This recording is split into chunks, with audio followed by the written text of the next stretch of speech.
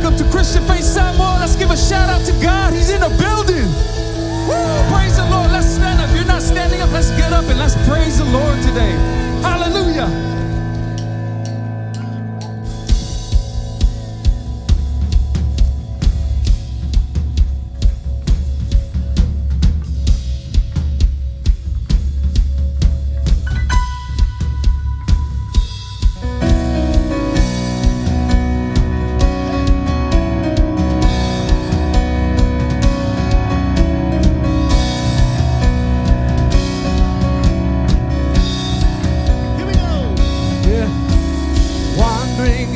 The night, wanting a place to hide this weary soul, this backbone. Oh, I tried with all my might, and I just can't win the fight. I'm slowly drifting, a vagabond. We sing, yeah. And just when I ran, I rode, I met a man I didn't know, and he told me that I was not alone. He picked me up, turned me around, he placed my feet on solid ground. I thank the Master, I thank the Savior, because he healed my heart, changed my name, forever free. I'm not the same. I thank the Master, I thank the Savior. Oh, I thank God, yeah. I cannot deny what I see. Got no choice but to believe. My doubts are burning like ashes in the wind. Yeah. So long to my old friends, burden and bitterness. You can just keep it moving, yeah. Now you ain't welcome here, yeah. From now till I walk the streets of gold, I sing of how you saved my soul. This wayward son has found his way back home. He picked me up, he turned me around, he placed my feet on solid ground. I thank the Master, I thank the Savior, because he healed my heart, changed my name, forever free. I'm not the same. I thank the Master, I thank the Savior, I thank God. Yeah, this is the testimony of Jesus. Yeah, you are the testimony of Jesus. Yeah. The song goes like this. Yo. Say, I lost another one. I am free. I am free. I am free. Hell lost another one. I am free. I am free. I am free. You say, Hell lost another one. I am free. I am free. I am free. I am free. Hell lost another Hell one. lost another one. I am free. Said I am free. I am free. Said I am free. I am free. Hell lost another. Hell lost another one. I am free. I am free. I am free. I am free. Hell lost another. Hell lost another one. I am free. I am free. He picked me up. Turned me around. Turned me around. Placed my feet. Placed my feet on solid ground. I thank the Master. I thank the Savior. Because he healed my heart. Changed my name. Changed my name. Forever free. Forever free. I'm not the same. I thank the Master. I thank the Savior. I thank God. If he did it for me, he can do it for you. If he did it for me, he can do it for you. The testimony of Jesus is the spirit of prophecy. It's the spirit of prophecy. It's the spirit of prophecy. That means what he did for another, he can do it again. That means what he did for another, he can do it again. The testimony of Jesus, the spirit of prophecy. Yeah. So get up, get up, get up, Get up out of that grave. Get up, get up, get up. Get up out of that grave. Get up, get up, get up. Get up out of that grave. Get up, get up, get up. Get up out of that. You say, Get up, get up, get up. Lord, Get up out of that you grave. can't stay there. Get up, get up. Yeah, Get up out of that grave. yeah. Get up, get up, get up. Get up out of that You grave. can't stay there. Get up out of that grave. You pick me up, You turn me around. Replace my feet on solid ground. I thank the Master. I thank the Savior. because He healed my heart, changed my name, forever free. I'm not the same. I thank the Master. I thank the Savior. Oh, I thank God. Hallelujah. Hallelujah. Thank you, Lord. We honor you today. Come on, family. Put your hands together. We're going to continue to honor him. Hey, hey, hey, hey. Oh. Leo Maioia. Leo Maioia te tato. Tie me off my time and so. Hilu papa male hulu fale. O nao. E fai pa o ta fale. Leo Maioia. Leo Maioia te tato. Tie me off my time and so.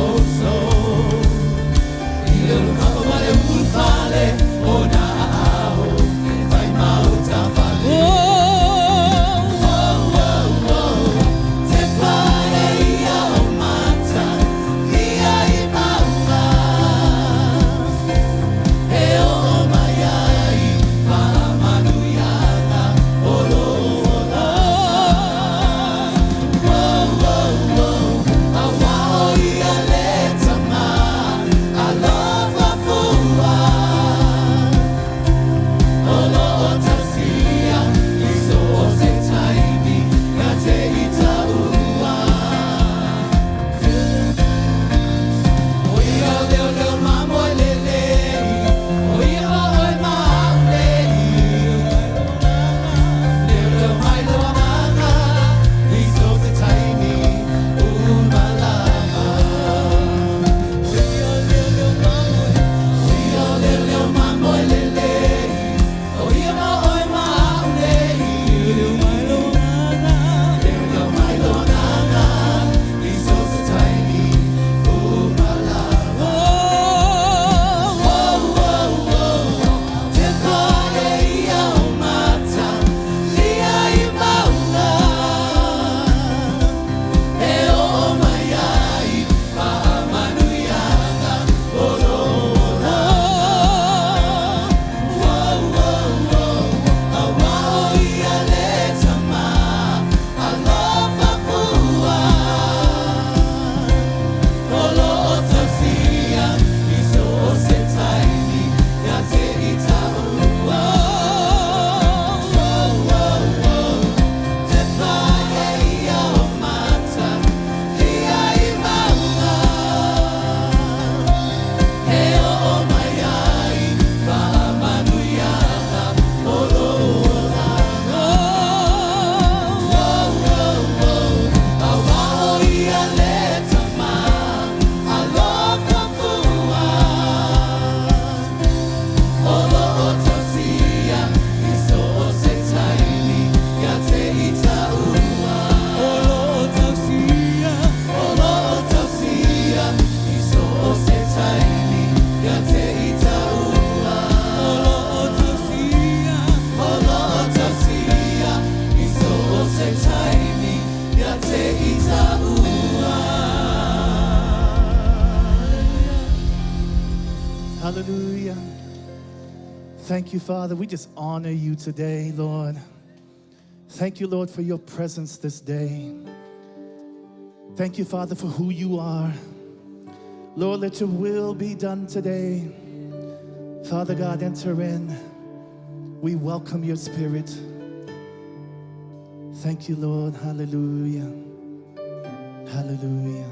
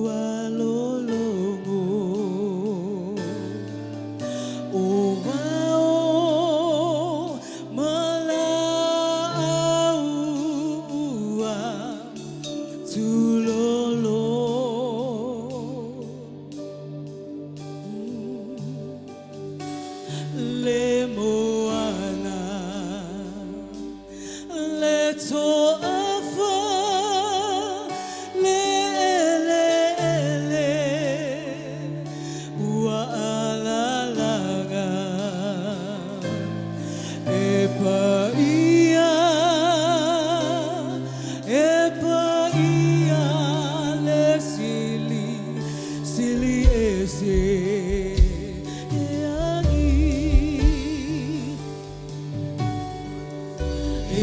eagi ole matangi o asumauna kualolono ovao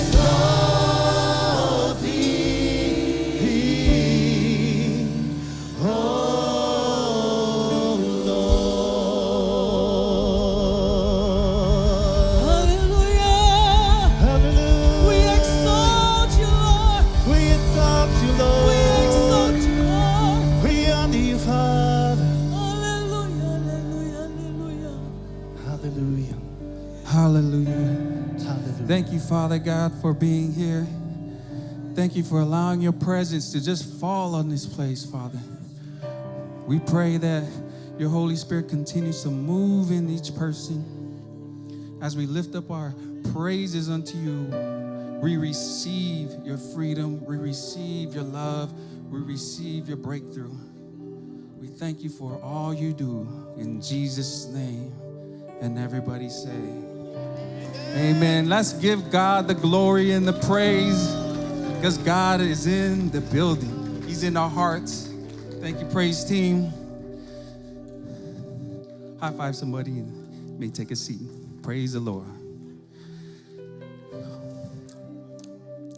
Welcome to Christian Faith Samoa. If this is your first time joining us, even online, if you're first time joining online, welcome to Christian Faith Samoa. Praise the Lord. Happy Mother's Day, everybody. Come on, Mother's Day today. We got a lot of hard-working mothers. Amen. A lot of us. Matter of fact, look around like we all came from a mother, you know. We all came from a mama, right? Good, hard-working mom. Praise God. Thank you, Lord, for today. So, just want to go over some things today. We're gonna remind everybody to get involved in tracks, right? Amen. Everyone has a purpose here. If you are not serving in the church, or if you don't even know where you're gonna go, what you need to do in life. A lot of us work the 9 to 5, wake up in the morning, go to work, come back, and then we do the same thing, routine, right? But if you come here and you get involved in tracks, that's gonna kind of open up more of your perspective of what God wants to do in your life. Amen. He's gonna want to take you and take that purpose, whatever gift you have inside you, and he's gonna expand it and show you what you can do with that gift inside of you to build his kingdom. Because that's the whole point of here being on earth. We're all working towards where? The kingdom of God. Amen. So get involved in tracks. You're gonna meet the right person. You're gonna talk to the right person. And guarantee you, God's gonna take you to the next level. Amen. Let me go grab my Bible. Let's get into tithe and offerings here. Praise the Lord. All right. Everybody say, God is good. Yeah, his word is so good, man. There's life in his word.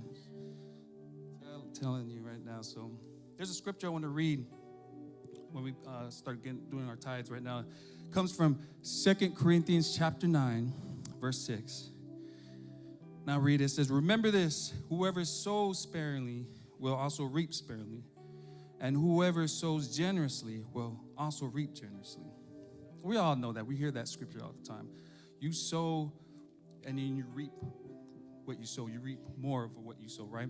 But if we read at the bottom of here, it says, each man should give what he has decided in his heart to give, not reluctantly or under compulsion, for God loves a cheerful giver. So not reluctantly. So don't just give, right? Because it says over here, it says right here, should give what he has decided in his heart, what he has already decided. Don't just give reluctantly. Give because you know what you're giving for. There's a purpose behind your giving. There's a purpose behind what you know. So if most of us need a financial breakthrough. Give me a second here. A lot of us need a financial breakthrough. So if your purpose is to give for financial breakthrough, understand and read God's word and know that if you give, your heart is not tied to the money. Of course, you got things that need to get paid, but your heart's not tied to the money. So when you give, God sees that your heart's tied to him. Your wallet is in him. Your bank account is him. He sees, okay, I see my son and my daughter is not tied to that. They're tied to me. So that dollar doesn't mean anything to him. Even though he really knows, he needs it for this and this, but he is relying on me, not on the dollar bill. Amen? So when you do that, he sees your heart, then he knows that you trust him.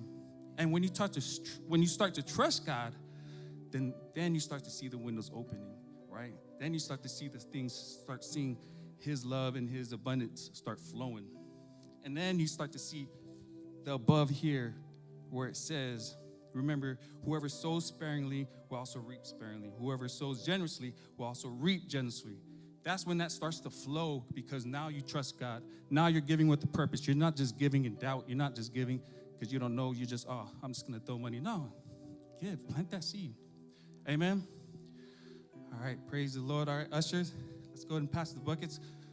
And I'm going to do a quick prayer.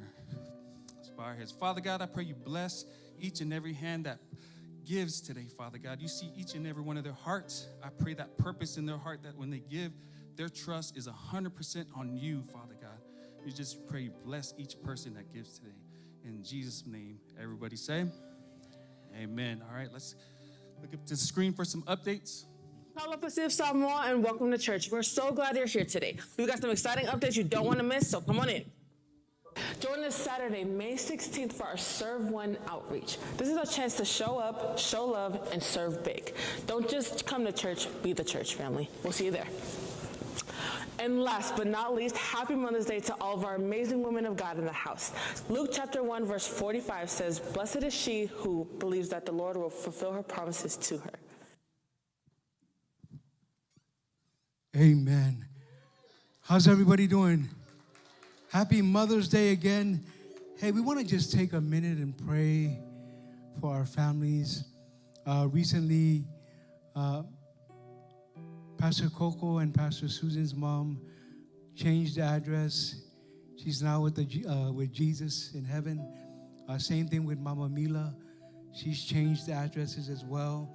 And we want to pray over our families and maybe, some of our families here that we don't know what they're going through as well. So we want to pray and just stand in agreement with you for God's peace over you and your family as we celebrate moms today. Now let's pray. Father, we just thank you for this beautiful day. We thank you for all the moms that are here today, our moms that have gone on to heaven. Father, we thank you that you are the way, the truth, and the life. Father, we just thank you for your peace over the Isumu family, over the Vahovasa and the Fawa'a family. Father, we celebrate everything that you're doing in our lives, and we give you all the praise in Jesus' name. Amen. Amen. Put your hands together for Jesus. I want to go ahead and introduce our guest speaker today, all the way from our Mill Creek campus, our one and only Pastor Vali, all the way from North, our campus pastor up north. Thank you so much, Pastor, for being available today. Love and appreciate you.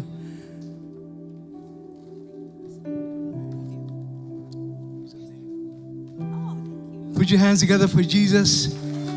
Happy Mother's Day, Pastor. Thank you. Praise the Lord, church. How we doing? Good. I'm super excited to be with here. But before we get started, it is Happy Mama's Day, right? Happy Mother's Day. We're going to go into an amazing mama's testimony from one of our church family here at Christian Faith. So please draw your attentions to the screen.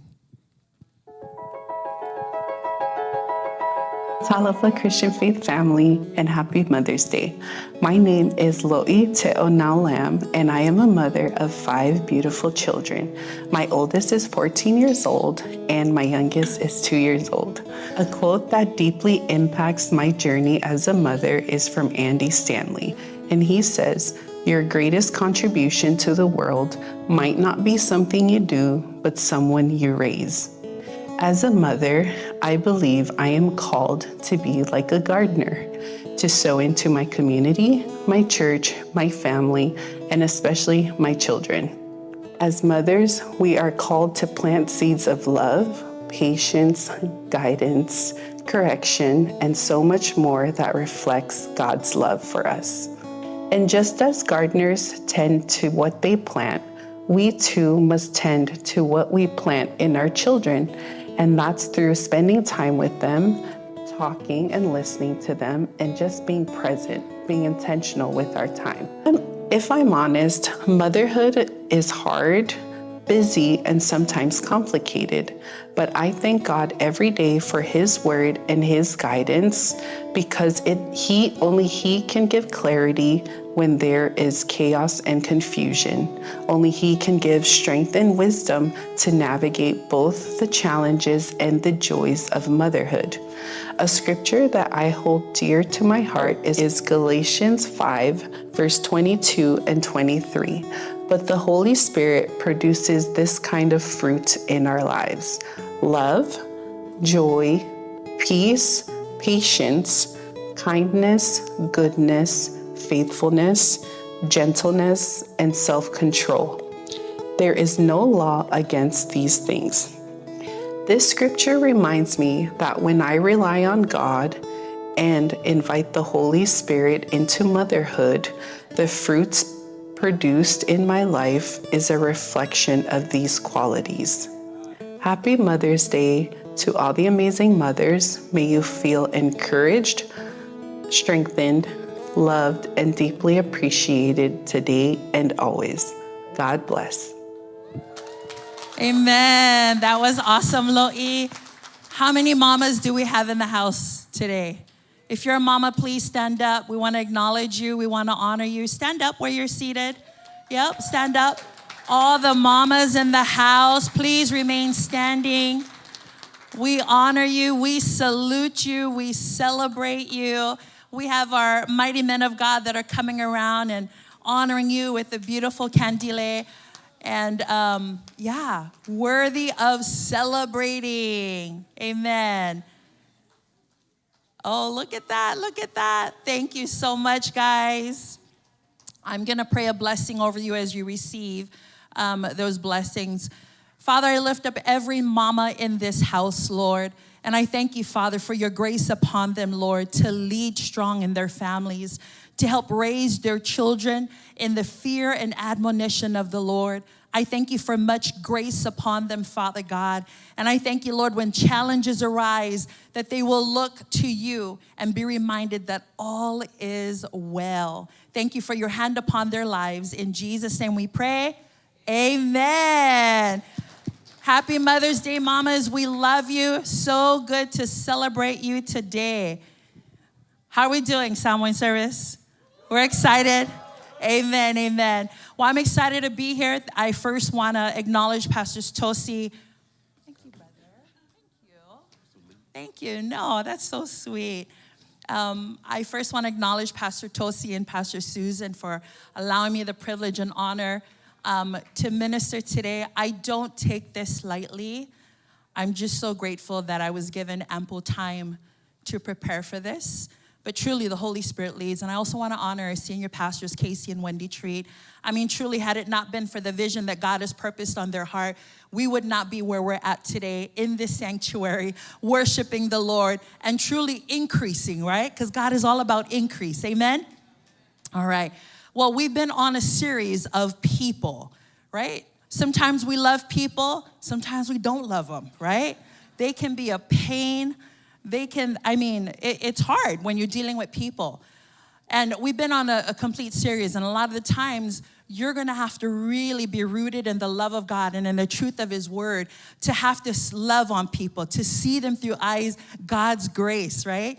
To see them through God's eyes of faith, amen? Because not all people are lovable or likable. Sometimes it may be you, newsflash, right? Like, oh yeah, they're this and that, but really, let's just turn the lights on you. And so in the series of people, we've been talking about forgiving people, right? Sometimes the most people that's hard to forgive is yourselves.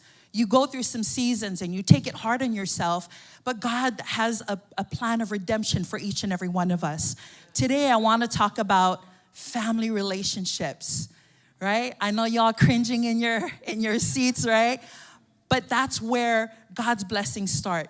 If we're going to deal with relationships on the outside with our colleagues at school, with people, wherever it is, even at your workplace, it starts from home. You learn about relationships from home. If the relationships at home are not full of peace, guess what? You're going to take that same spirit wherever you go. Whether you're serving, whether you're at church, wherever you go, right? So family relationships, they are pivotal in your growth as a believer. And so the word family brings joy to some of us, but not all of us, right? One thing I love about it is family is truly God's foundation. That's how we build. That's how we multiply. Family is God's idea. So before governments, before school, before politics, before all of the craziness, God's idea of family is what stands firm. And we must believe in it. We have to guard our families, right? We have to love our families. Because truly, a biblical family is high value. Sometimes we come home and we give our families the leftovers of our day, right? We give our best when we go to work. We give our best when we're hanging out with the friends. We give our best when we're at the kids' football games, the kids' soccer games, their track. We give them our best, but when we come home, our kids don't get the best of us, right? But is that God's design for your family? And we're gonna find out, because God's word truly is the blueprint for a healthy and flourishing family. Amen? We want healthy relationships. We want strong relationships. We want our children to grow up having values and principles of what a family truly is and what it means to be honoring and respectful, right? To know how to carry themselves wherever they go. So we're gonna talk about the blueprint.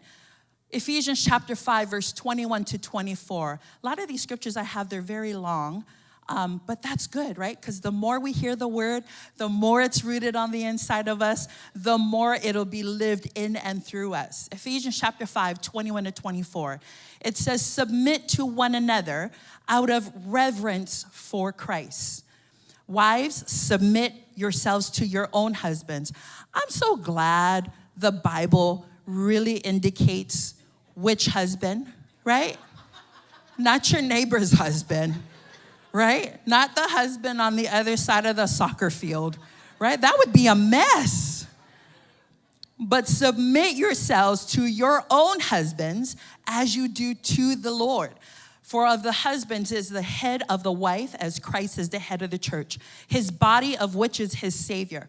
Now as the church submits to Christ, so also wives should submit to their husbands in everything.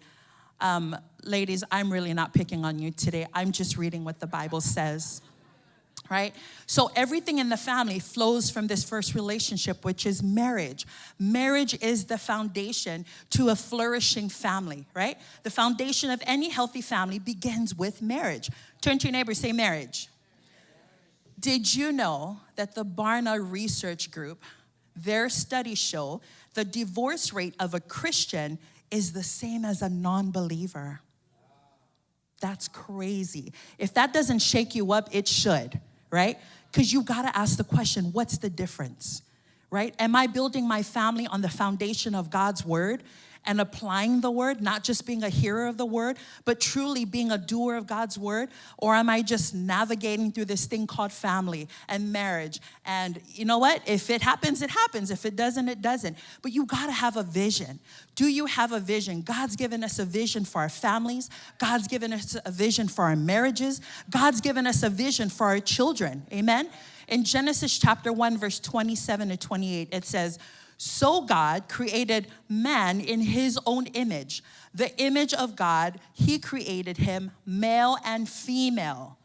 He created them. Then God blessed them, and God said to them, be fruitful and multiply. Fill the earth, subdue it, have complete control, right? He's giving us the liberty, but marriage starts first with him. And marriage is God's blueprint for us, right? I love that God's not giving us a cultural model of what marriage should be, but he gives us a Christ-centered model of what a family foundation should be, right? And it's important to understand, because our roles in the marriage, husband and wife, we have roles to play, right? When you value your role as a husband, when you value your role as a wife, you're gonna be intentional in how you develop yourself to be that strong support to your spouse. Can I get an amen up in here? So if you're struggling with addiction, you gotta get yourself well and healthy. If you're struggling with whatever it is that you're battling, whether it's fear, whether it's anger, whatever that may look like, you need to be intentional with getting yourself well and healthy, because marriage sets the tone of your family, right? When your kids walk into that door, is it full of chaos? Is it full of animosity? Is it full of jealousy, right? Is it full of compromise? Or is it full of comparison? Because kids know that. We may think, oh, they don't know, they're just young, but kids know that, and it'll follow them until they grow, right? So what values in your marriage are you instilling into your family, right? Learn God's design for you as a husband, as a wife, because truly your children will learn from you. Listen, I've always been reminded that your children will replay what you display as a parent. And whatever they see at home is what they're going to display wherever they go. In Ephesians chapter 5, verse 25 to 30, it says, husbands, love your wives, just as Christ loved the church and gave himself up for her. I love that in this, the Lord truly reminds husbands to love your wives. Love them generously, sacrificially, right? The way that Christ loves the church, giving of himself to him. Verse 27, and to present her to himself as a radiant church, without stain or wrinkle or any other blemish, but holy and blameless, right? Sometimes husbands are thinking, that's a lot of work, right? Because sometimes, ladies, we can be drama, right? And all the drama starts up in here, right? We're good. You don't look like you're good. No, I'm good. Alelo. Drama fa solo ako. Our thoughts are on a whole nother level of drama. When we get home, right? And then when we get home, it's like we just got home from church. I thought we were praising the Lord and we were basking in his presence, right?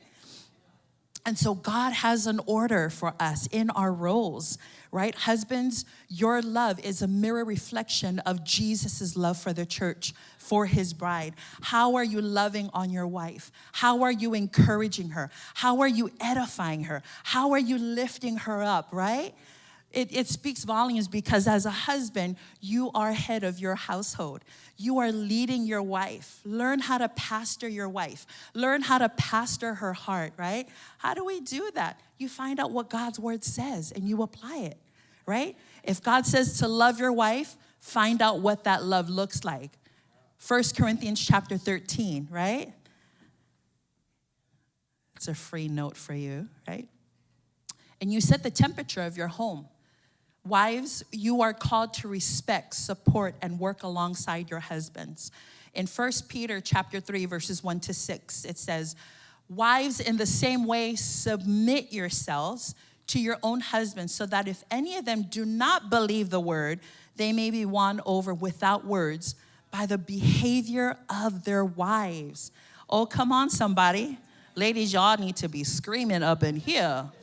Number 2, when they see the purity and reverence of your lives, your beauty should not come from outward adornment, such as elaborate hairstyles and the wearing of gold, jewelry, or fine clothes. Number 4, rather, it should be that of your inner self, the unfading beauty of a gentle and quiet spirit. Any of us ladies in here? Gentle and quiet spirit, right? I hope that reaches you. Because listen, when I was starting on this message, I was like, Lord, you are delivering me. You are setting me free. I done crucified the flesh day in and day out, all right? The Lord's been talking to me about things that you need to get in order, get in line with what my word says. And when the Bible says submit, it means that you recognize that someone has legitimate authority over you, right? And that you recognize that in that authority, it's in reverence to the Father. So you're honoring your husband. You're submitting to your husband in honor of the Lord. Submission is not inferiority. That doesn't mean that you're less than. That doesn't mean that you're inadequate and you're not good enough. Submission is not silence, right? When things are going on in the family, that doesn't mean you sit silently and let things just happen. No, God's given you a voice. God's given you the authority to speak words of love and edification and encouragement, right? In your relationship, seek peace, pursue it. Guys, I'm gonna be real. I have 12 pages. The other day I was doing my notes. My husband was like, "Are you not done yet?" I said, "No, I am, but the Lord's just, he was like, "Okay, yeah, just make sure the time that we have. Don't worry, we got this." An attitude of submission, ladies. Your submission also is a reflection of your attitude. In the attitude that you submit, right? I'm not submitting just because I need to submit, but there's an honor, there's a respect. I'm submitting to my husband with reverence, and I'm submitting to him because I understand that there is a calling on his life to lead our family strong. Amen? The truth is, it's not about control. It's not about control. It's God's structure for a healthy family that begins with marriage. Submission is the both of you in covenant, right? Doing what God's called you to do and being an exemplary form of God's best marriage, right? Your marriage should be a reflection to those on the outside world that will say, I want my marriage to look like theirs. There's something significant and radiant about their marriage that's different, right? We shouldn't mix in with the world. We live in the world, but we're not of the world. So the culture of the world regarding marriage, the senses of the world regarding marriage should not be reflected in our marriage as men and women of God. Amen? I'm really honing in a lot on marriage because it's the foundation.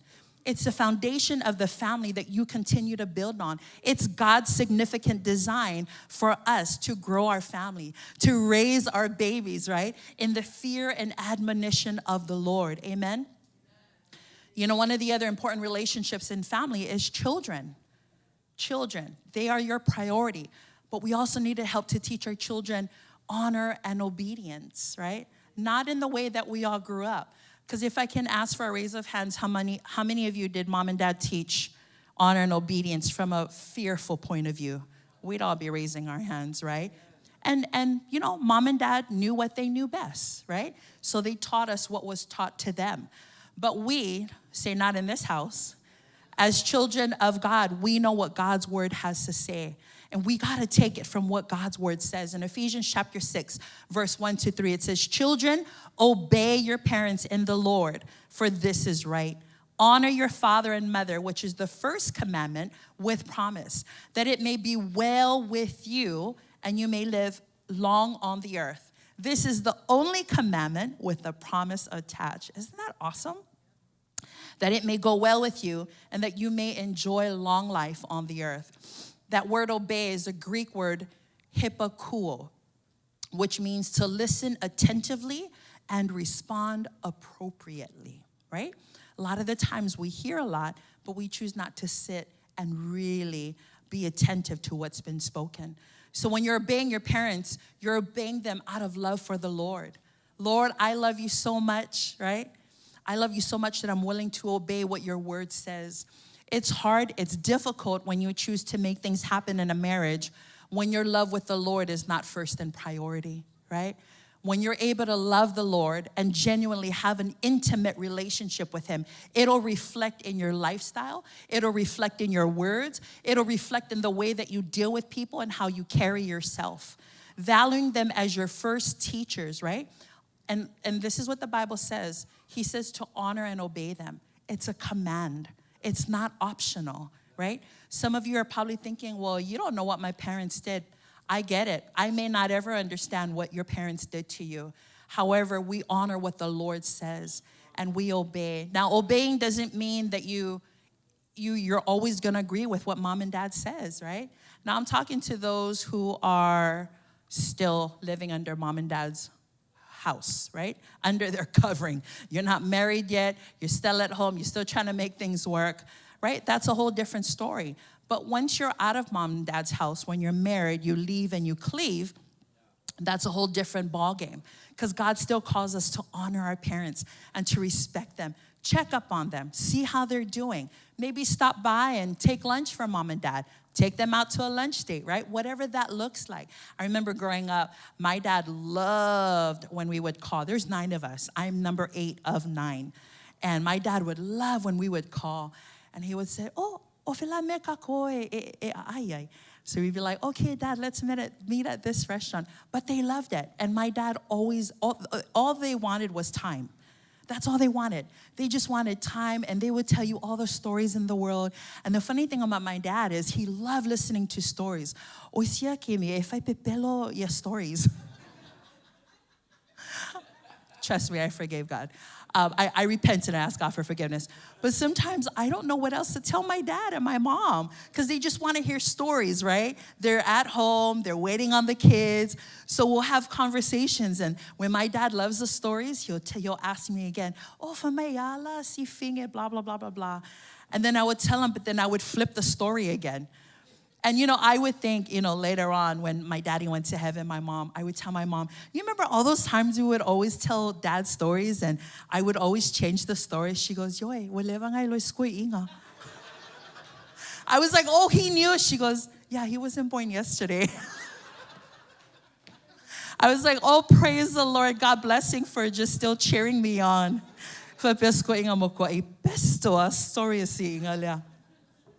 But that's all your parents want, and that's part of honoring and respecting and loving on them right where they're at, right? Respect for parental authority. One of the stories that I love in the Bible is the story about Isaac obeying his father. And, God instructed Abraham to offer Isaac as a sacrifice. Isaac knew what was going on. He wasn't that kind of kid that was like, oh, I don't know what's going to happen. He knew. He was like, hold up. There ain't no sacrifice over here. I think Dad's going to offer me as a sacrifice. We ain't trying to have that today. I love Jesus, but we're going to see you in the future, right? But he was obedient, right? He honored his father's authority. There was a willingness to submit without fully understanding what was going to take place. And I love that because in his obedience, he experienced the full blessings of the Lord. Talk about children, when you obey your parents, you will live long life. Did you know that Isaac lived to 180 years old? I mean, if you want to live that long, then praise the Lord. Keep obeying, right? But his life, listen to this, his life was marked by God's covenant blessing. His life was marked by legacy. And Isaac became a key link in God's redemptive plan. Isn't that amazing? You are no different. God can use you for such a time as this, right? So let's continue to seek God's wisdom, God's word regarding obedience to our parents, right? And loving them right where they're at. Third point is parents. Responsibility. Parents to your children, don't break their spirit. The Bible says in Psalm 127, verse 3 to 5, it says, children are a heritage of the Lord, offspring a reward from him. This is my favorite verse. Like arrows in the hands of a warrior are children born in one's youth. Blessed is the man whose quiver is full of them. They will not be put to shame when they contend with their opponents in court. Children is God's reward to you, right? They are your precious gems. They are your precious jewels. And I love that how it says that with an arrow. When you're shooting an arrow, right, the arrow goes and it never returns, right? It goes to fulfill whatever task it was sent to do. But as parents, we have to raise our children up in such a way that they're going to impact this next generation for Jesus, that they're going to be the voice of truth to a generation in need of a Savior, right? You got to have a vision of where your children are and the plans and the purposes that God's given you as mom and dad to raise them up in the fear and admonition of the Lord. In Ephesians chapter 6, verse 4, it says, fathers, do not irritate and provoke your children to anger. Do not exasperate them to resentment, but rear them tenderly in the training and discipline and the counsel and admonition of the Lord. Parents, we are held accountable by God on how we raise our children, right? God's going to keep us accountable. I blessed you with these precious jewels. What did you do with them? How did you raise them up in the fear of the Lord? How did you raise them up to fulfill purpose and God's direction for their lives, right? Disciple starts from home. How are you discipling your children? It's so easy to spend time and disciple someone else and hear their problems and their issues and be that extension of God's grace. But then when we come home, do we do that with our children, right? Because your children need you to disciple them. Just because they know you well, right? What are ways that you exasperate your children? Unrealistic expectations. How many of us as parents, we set high expectations for our children that we ourselves never did, right? There is such a huge expectation. And since a lot of us are in sports, right? Even in football, There's a high expectation. I need you to produce at this level. I need you to do this and do that. I need you to act like this, right? I'm the football mom that will train my son and have never played the sport in my life. Truly, I'm over there, I'm telling him, son, you have to make sure this is your stance, and this is how you're gonna go against his opponent, okay? You see him, you see his stance, and I have no idea how this is all gonna play out. If it goes good, you see, mom knows what she's talking about. And then if it doesn't go good, go see uncle. Uncle should have taught you. My brother, bless his heart for always taking my boys. Right? And so we don't want to be the parents where we just come in when we think it's time to intervene, but we're starting it daily, right? Let it be a lifestyle. My husband and I had to learn. We're so grateful that we're the youngest of our family. You know, we're the babies, well, somewhat, I'm the baby of the family.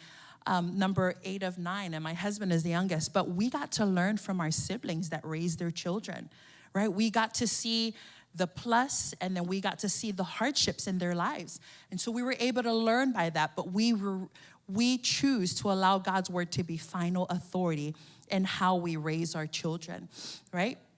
When your children come home, what do they experience when they come home? Is it a home of peace, or is it a home of chaos? Is it a home of constant yelling? Do this, do that, right? Sometimes what you don't understand is you put so much pressure on your children to produce that they find other means and ways to make things happen. And sometimes that will lead them to a path of destruction, right? But we need to teach them, raise them up, right? We need to develop. How do I need to be that parent or the mom to my kid, right? It's in the word. The Bible talks about it. Harsh and angry discipline, right? Let's be well with our children as we raise them up in the things of God. You know, I love this journey with my husband as we raise our children. You know, we have a 10-year-old, just now 10-year-old. We have a 10-year-old, soon to be 9 in September. And then we have a 5-year-old that thinks she's 25. And so we've learned to, you know, there are things that we learned growing up, and then now we're applying what God's word has to say. And so we're just, as we raise our children, we're learning different ways and how to spend time with them, right? How to be intentional with them, how to invest in their lives, invest in them spiritually, invest in them physically, invest in them emotionally, invest in them educationally. Whatever you need to do, invest in your children, right? Because they're going to be the next generation that will impact this world for the kingdom of God. But it starts at home, right? What culture are you setting at home? Because what you value as a parent, your children will value. What you uphold as a parent at home, your children will uphold as well, right? You know, every morning we have devotions with our children, which is a blessing. And we talk about the word. And then in the evenings, we gather them together again. And then we have conversations with them. We talk about the devotion we had in the morning. And then we give them a free space to share how they're feeling or to share things that are upon their heart. And kids are so funny. You know, like they have a lot of, you know, interesting ideas and interesting thoughts that they share. You know, one time my son came home and, you know, he was just a little down. And I thought, oh, okay, well, maybe my son, this is my middle one, maybe he'll share how he's feeling and what happened to him. So we gathered them in the evening. And I said, son, you know, why don't we just take this time to share how everybody's doing and what happened throughout your day? And he just, so I said, okay, son, what happened? You want to share? He goes, yeah, mom. He says, you know, Uncle had said something that really hurt my heart. I said, oh, okay. If you know my brother is a jokester. Love him for that. Always the life of the party when it comes to cheering you up. My middle child is very compassionate. So sometimes he doesn't really take it, like he takes it personal. So I guess my brother was joking with him, and I guess he didn't take too kindly of it. And I said, oh, okay, well, what happened? And he said, well, Uncle said this, and it really hurt my heart. I said, okay, well, let's pray, because maybe Uncle didn't mean it that way. He goes, yeah, well, it hurt my heart. I said, okay, well, would you like to pray for Uncle? He said, no, you pray for him. So I reached out to my brother. I said, I don't know what you did, but you hurt my son's feelings. And he said, we'll be good. I'm just trying to toughen him up. But kids are open like that. My point is, when you create a safe space for your children to be open and transparent, they will share with you everything. Everything that's on their heart, everything that's bothering them, everything that's weighing them down, they will be honest, open, and transparent with you. Amen? And I know growing up for us, as I close, growing up for us, we didn't have that. Again, mom and dad did their best. Praise the Lord. They did their best. But we knew that this was God's word, God's creative way of us having to raise our children. Because it's in those moments, mom and dad, that you get to teach them life lessons. It's in those moments where you get to teach them what the word of the Lord says, right? And once your kid grabs a hold of that, they'll understand, no, this is how we deal things, because mom and dad taught us at home that this is how we deal with things. When things don't go right, we're going to pray. When things are not operating at a functional level, we're going to speak the promises of God's word. Amen? Parents, pray over your children. Those relationships, they are key. Relationships within the family, husband, wife, your marriage, your children, they are key to raising a healthy family. God doesn't call us to be perfect families. He doesn't. He calls us to be faith-filled families that point people to Jesus. Now, maybe you're here and you're like, man, I'm so far from God's design and blueprint for my family. It's okay. We all have to start somewhere, right? But I really want to take this opportunity to pray over each and every one of us. With eyes closed, if you're a parent that has been wanting to lead your children in the fear and admonition of the Lord, if you're wanting to lead them, wanting to direct them, wanting to lead them and wanting to direct them in the things of the Lord, if that's you, we're going to pray today. We're going to pray for every individual in here that's a parent. Or if you are a child and you're like, you know what, I've been wanting to build a relationship with mom and dad, but things are just not working out. That's you. We're going to pray for you today. And I just want you to have an open heart with the Lord. He desires intimacy with you. God wants to give you wisdom, insight, direction on how you can raise your family, how you can build and strengthen that marriage that you have within you. Father, I thank you, Lord, for every individual in this place, Lord, that you're giving every parent, every child in here wisdom, direction, and insight, Father God, that they will trust and rely on your word to raise them up in the things of God. That, Father, that your blessing remains on the many families that are in this place and represented here. That, Father, that you are doing a new work. Father, husbands that are stepping up to the plate and saying yes, Father, to that leadership role. Father, you do a work in them in Jesus' name. In Jesus' name. I never want to assume that many of you in here have received Jesus as your Lord and Savior. Maybe you're here and you're saying, I want God's best.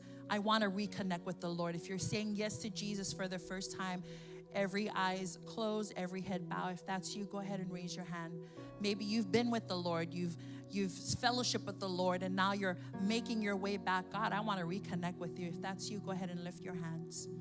God bless you. I see you. God bless you. I see you. God bless you. I see you. I see you. God bless you. God bless you. All right, family, we're going to be the support in this prayer. Everybody repeat after me. Say, Father, I thank you for Jesus. I receive him into my heart. I acknowledge what Jesus did on the cross. He died on the cross, rose again, and now I have eternity in heaven. Bless my time with you in Jesus' name. Amen. All right, church family, let's go ahead and honor the Lord. God bless you.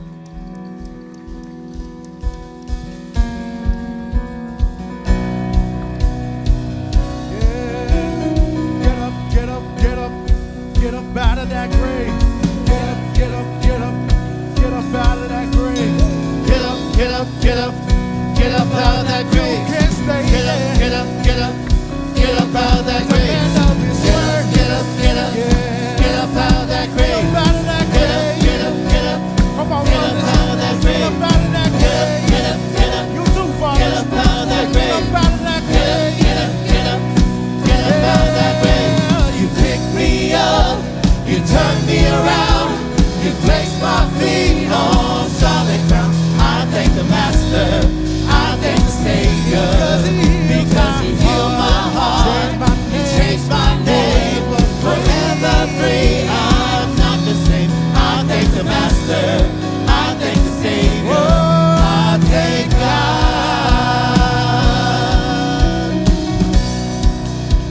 Mother's Day, family.